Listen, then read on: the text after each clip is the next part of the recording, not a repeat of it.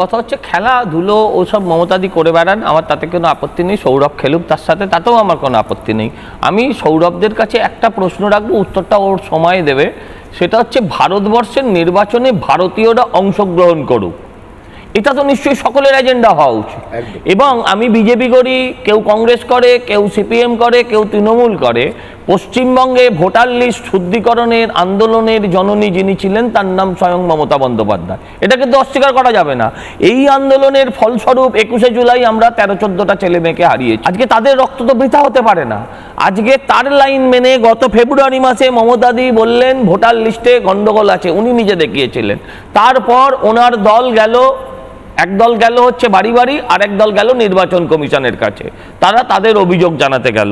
এখন সেই অভিযোগের ভিত্তিতে নিশ্চয়ই প্রসূনবাবু যা বলেছেন একেবারে খাঁটি কথা, যে বিহার নির্বাচন 1 মাস 2 মাস বাদে থাকতে পারে, সে নিয়ে প্রশ্ন আসতে পারে, কিন্তু পশ্চিমবঙ্গের নির্বাচন তো সেটা নয়। আমার প্রশ্ন হচ্ছে, যদি ভারতীয়রা ভারতবর্ষের আদি ভূখণ্ডের সে যে ধর্মেরই হোক না কেন, যারা প্রকৃত ভারতবাসী তারা যদি ভোট দেয় তাহলে তাদের আপত্তির কিছু নেই।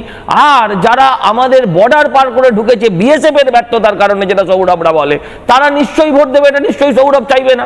আমি বলি ভাই, নিজের ভালো পাগলেও বোঝে, আগামী ভবিষ্যতের কথা ভেবে আপনারা এইটাকে সমর্থন করুন।